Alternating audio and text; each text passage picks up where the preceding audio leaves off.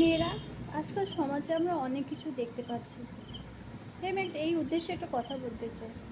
পৃথিবীতে বাবা মা ছাড়া কাউরের ওপর বিশ্বাস করবে না। একমাত্র বাবা মাই সঠিক।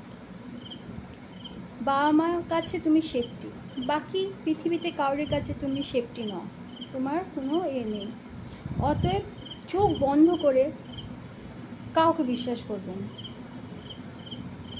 বাইরে পড়াশোনা করতে যাচ্ছ, ঠিক আছে, বন্ধুবান্ধব ঠিক আছে, কিন্তু কাউকে অন্ধবিশ্বাস করো না যে ও আমাকে সাহায্য করবে, আমাকে হেল্প করবে। দরকার নেই, তুমি একাই 100। তুমি একা যে কাজটা করতে পারবে 10 জন মিলে সেই কাজটা করতে পারবে না।